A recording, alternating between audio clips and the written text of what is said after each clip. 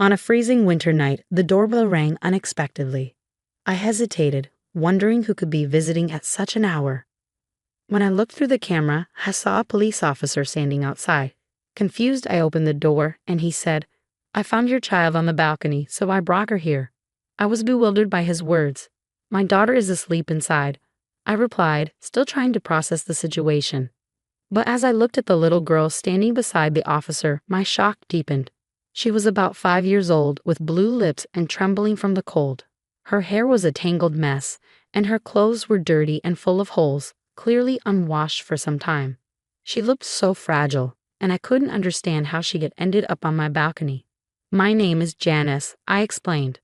"I'm 32, and I live here with my husband and our 5-year-old daughter, Susie." My husband, often away on business trips, had been gone for a few days, leaving Susie and me alone in our first-floor apartment. That night, as the officer stood in my doorway, I felt a deep unease. "This isn't my child," I tried to explain, but the officer seemed unconvinced. "I'm taking her to the hospital," he said firmly. The girl looked so pitiful that I hurried to grab a warm blanket, wrapping it around her shivering body. Her tiny hands were like ice, and though she bit her lips to hold back tears, I could see the fear and sadness in her eyes. I couldn't shake the image of this thin, malnourished child standing there in pain, as I wondered who she was and how she had ended up on my balcony. That night, sleep eluded me as I worried about the girl. The following morning, my husband called from his trip. "Did anything unusual happen while I was away?" he asked. "Yes," I replied, still troubled. "A strange girl was on our balcony. The police took her to the hospital." He sounded frustrated. "Why didn't you take care of her yourself?" "What could I do?" "She's a stranger," I protested, confused by his reaction. "You're a mother too," he chided. "You should have taken care of that little girl instead of handing her over to the police." His words left me baffled. How did he know she was so young? We hadn't discussed that detail. I pressed him for answers, but his explanations were vague and unsettling. "No, actually, she's the daughter of an acquaintance," he finally admitted. "Her mother is gone, and I felt sorry for her, so I brought her yesterday. I thought you would take care of her." "What?" I was stunned. "You weren't on a business trip. Explain this situation clearly." My husband apologized, but I couldn't believe he had left such a small child on the balcony in the dead of winter. Even if she had been warmly dressed, she could have frozen to death. "What are you doing, and where are you now?" I demanded. He claimed he was searching for the girl's mother, but his evasive answers made me suspicious. When he returned from his supposed business trip, he offered only brief explanations before picking up the girl from the police and leaving her with me. "Did you find her mother? What about her father?" I asked, still searching for clarity. "I haven't found them yet. As for her father, I don't know," he said, his voice evasive. "That acquaintance I mentioned, let's leave it at that. I have another business trip soon." "Wait a minute," I protested. "What about this girl?" My husband ignored my plea to stay and left, leaving the girl behind. Something about his behavior felt off, so I searched through his belongings. In the inner pocket of his suit, I found something shocking. I quickly tried to call him, but he didn't answer. As I stood there, my daughter Susie and the little girl looked up at me anxiously. "What's your name?" I asked softly. "Ashley," she answered nervously in a small voice. She was the same age as Susie, just 5 years old. When I smiled gently at her, she seemed surprised, but then she laughed cheerfully, clutching her rumbling stomach. "You must be hungry, right?" "Yes," she replied. I made Hawaiian plate lunches for Susie and Ashley. They stared at the food curiously before devouring it, eating so quickly that their faces were soon covered in sauce. When I reached out to wipe Ashley's face with a tissue, she quickly raised her hands to her head, as if to protect herself. The motion gave me an uneasy feeling. "It's all right, I'm just going to wipe your mouth," I said gently. She looked relieved and allowed me to clean her up, then continued eating with renewed enthusiasm. After finishing their meals, both girls looked completely satisfied. Seeing Ashley's dirty appearance, I decided it was time to clean her up. As I began to undress her for a shower, I gasped involuntarily. Her body was covered in countless bruises, as if she had been beaten and pinched. Trying to hide my agitation, I cheerfully led her to the bathroom.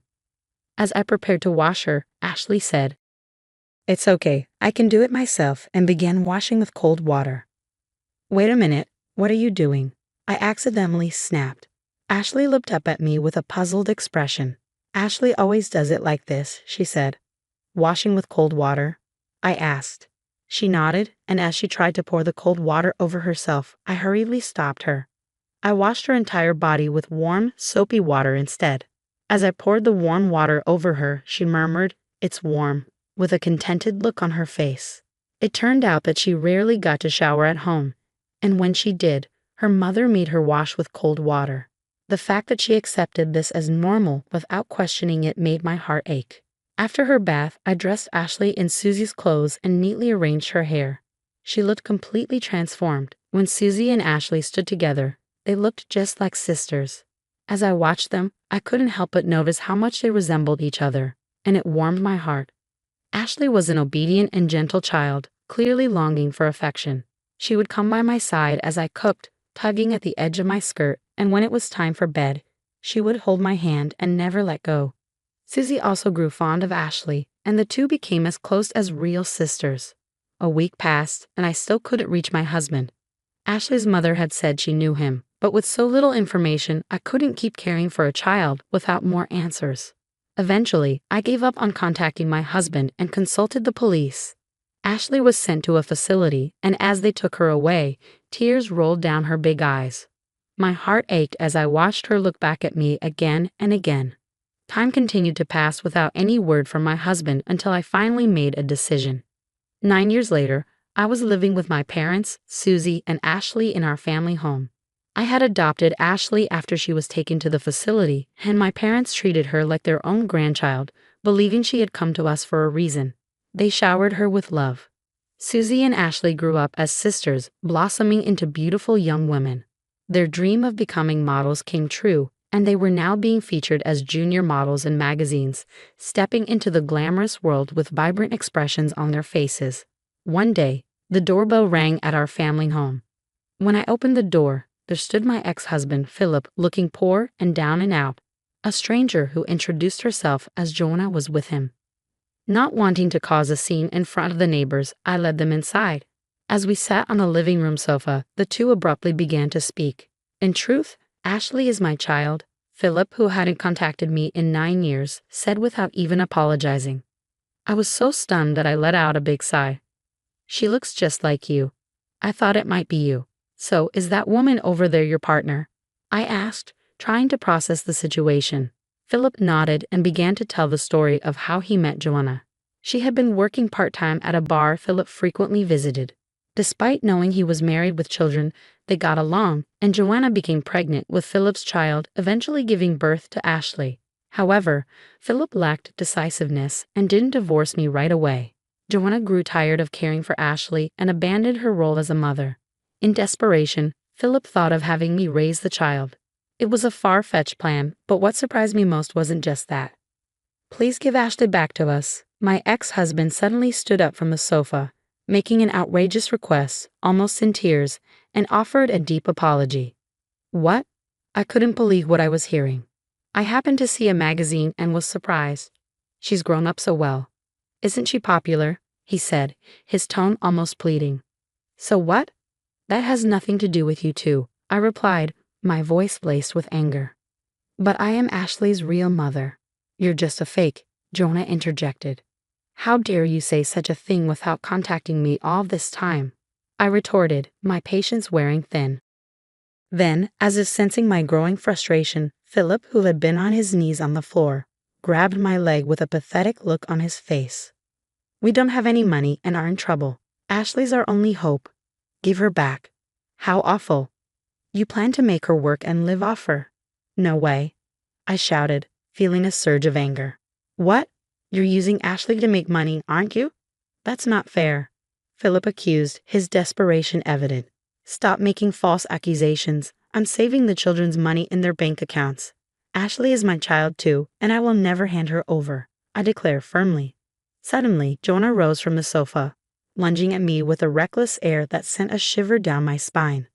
"What are you doing to my mom?" "Stop it." Ashley's voice rang out as she burst into the scene. She spread her arms wide, blocking my path, and glared at Jonah. "Ashley, you've grown so beautiful. Remember me? I'm your mom." Let's go home together, Jonah said, her voice dripping with false sweetness. You're not my mother. Get out of this house now.